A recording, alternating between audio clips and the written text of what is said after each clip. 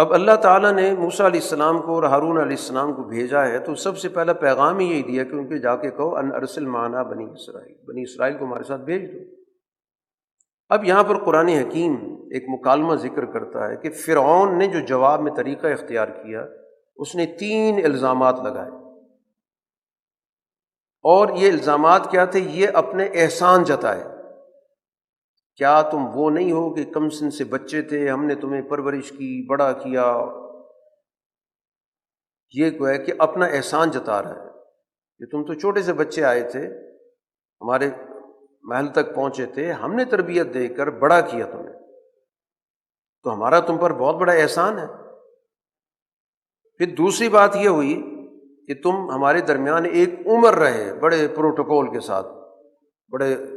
اعزاز کے ساتھ کہ یہ شاہی خاندان کا آدمی ہے۔ پھر تیسری بات یہ ہے کہ آپ کے ہاتھ سے ایک واقعہ بھی ہو چکا ہے کہ موسیٰ علیہ السلام نے ایک موقع پہ دیکھا تھا کہ 2 آدمی لڑ رہے ہیں، تو ایک آدمی دوسرے کو مار رہا ہے، تو جو مار کھا رہا تھا اس نے کو آواز دی، تو اس کو بچانے کے لیے جو مار رہا تھا اس کو سختی کے ساتھ دھکیلا، مکہ مارا، تو بیچارہ ایسی جگہ پہ اس کو لگا، وہ مر گیا، جس کی وجہ سے موسیٰ علیہ السلام نے مصر کو چھوڑ دیا تھا کیونکہ ان کے قتل کے فیصلے ہو رہے تھے۔ تو اس نے وہ یاد کرایا کہ میرے آپ پر احسانات بھی ہیں اور آپ پر میری فرد جرم بھی ہے۔ مقصد کیا تھا؟ اس طرح ان کو دباؤ میں لایا جائے۔ یہ ہر دور کے اندر ہوتا ہے کہ یہ اپنی مشن سے ہٹ جائیں، ان کو اپنی پڑ جائے۔ موسیٰ علیہ السلام نے بڑی وضاحت کے ساتھ جواب دیا کہ جو کچھ ہوا وہ ظاہر ہے کہ میرا اس میں کوئی ارادہ تو شامل نہیں تھا کہ میں نے خود فیصلہ کیا، تو موقع پہ ظاہر ہے کہ حالات ایسے پیدا ہو گئے جس کی وجہ سے ایک آدمی قتل ہو گیا،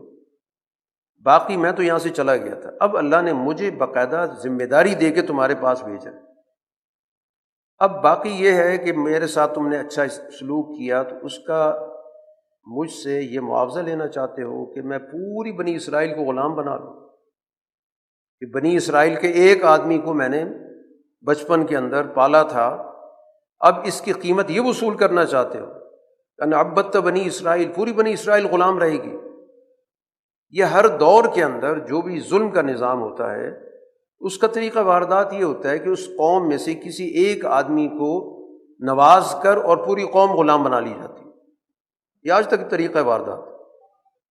کہ اس میں سے کچھ لوگ منتخب کرتے ہیں، ان کو اچھی تعلیم دے دی، کوئی اچھا روزگار دے دیا، ان کو اسٹیٹس دے دیا، کوئی سر کا ٹائٹل دے دیا، کوئی خان بہادر کا ٹائٹل دے دیا، اور پوری قوم غلام بنا لی۔ پوری قوم کی غلامی میں وہ لوگ استعمال ہوتے ہیں، تو وہی طریقہ اس نے یہاں استعمال کیا۔ تو موسیٰ علیہ السلام نے فوراً اس کا جواب دیا کہ اچھا وہ جو تم مجھ پہ احسان جتا رہے ہو اس کے بدلے میں قیمت تمہیں یہ چاہیے کہ تم بنی اسرائیل کو غلام بنا کے رکھو، اور میں تو اس بنی اسرائیل کی آزادی کے لیے آیا ہوں۔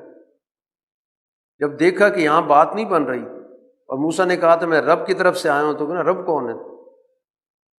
موسیٰ علیہ السلام نے بڑی تفصیل سے کہا آسمانوں کا رب ہے، زمین کا رب ہے، زمین جو کچھ ساری کائنات ہے اس کا رب ہے، کوئی اس پہ یقین کرے۔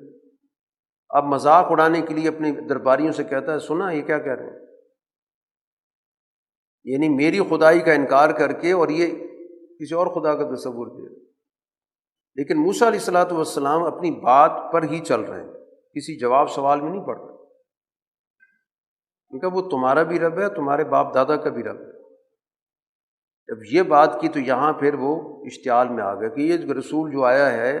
یہ تو لگتا ہے یہ بالکل ہی دماغ سے فارغ ہے، مجنون ہے، کیسی باتیں کر رہے ہیں۔ موسیٰ علیہ السلام نے اس کا جواب نہیں دیا، اپنی بات رکھی کہ وہ مشرق و مغرب کا بھی رب ہے اگر تمہارے اندر عقل ہے۔ وہ عقل کی بات سمجھا رہے ہیں، وہ کہہ رہے ہیں یہ مجنون ہے، وہ کہتے ہیں اگر تم میں عقل ہے تو وہ آسمان و زمین کا بھی رب ہے، مشرق کا بھی رب ہے، مغرب کا بھی رب ہے۔ پھر یہاں پر ظاہر وہ حواس کھو بیٹھا کہ میرے علاوہ کسی خدا منائے میں گرفتار کر لوں گا، جیل میں ڈال دوں گا۔ تو یہ گویا کہ قرآن نے ایک نفسیات بتائی ہے کہ ہر دور کا فرعون اسی طرح سوچتا ہے، اس کا اسی طرح کا کام ہوتا ہے، اور اس کے مقابلے پر جو سچ کی دعوت لے کے آئے گا اس کو اسی طرح کام کرنا ہوتا ہے۔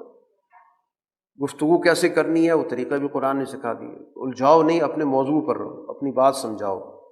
اس کو، نہیں تو اس کے گرد و پیش میں کسی نہ کسی آدمی کو تو بات سمجھ میں آ ہی جاتی ہے۔ بہرحال اس نے وہی چیلنج دیا جس کا قرآن پہلے بھی ذکر کر رہا ہے، نشانی کے پھر جوابی نشانی کی بات ہوئی، جادوگر جمع کیے اور اس میں اس کو ظاہر شکست ہوئی۔ اور پھر موسیٰ علیہ الصلاۃ والسلام ایک موقع پر اللہ کے حکم سے بنی اسرائیل کو وہاں سے آزادی کے لیے لے کر چل پڑے، تعاقب کیا، تعاقب میں ظاہر وہ غرق ہوا۔ اب یہ سارے واقعات قرآن مکہ کے اندر آپ کو اور آپ کی جماعت کو اس لیے بتا رہا ہے کہ وہ بھی اسی طرح کے ایک نظام کا سامنا کر رہے ہیں، اور اس میں بھی اسی طرح کی چیزیں ہونی ہیں، شکلیں مختلف ہوں گی، صورت مختلف ہوگی، لیکن بنیادی اپروچ یہی ہوگی۔ جب رسول اللہ صلی اللہ علیہ وسلم ہجرت کے لیے نکلے تو کیا آپ کا تعاقب نہیں ہوا؟ اسی طرح تعاقب کیا گیا کہ کسی طرح آپ کو گرفتار کیا جائے۔ پھر اسی طرح بدر پہنچے، وہ بھی تعاقب میں پہنچے تھے کہ ہم اپنے لشکر کو بچانے جا رہے ہیں، تو نتیجہ کیا نکلا؟ فرعون تو غرق ہوا تھا، یہ سارے کے سارے بدر کے اندر جو ہے کام آ گئے۔ تو قرآن واقعات کے ذریعے گویا کہ آئندہ کی جو نقشہ کشی ہے وہ بتا رہا ہوتا، وہ واقعہ تو جو ہونا تھا وہ تو ہو گیا، اب سننے والوں کو بتانا ہے کہ وہ اپنے حالات میں ان واقعات سے رہنمائی حاصل کریں۔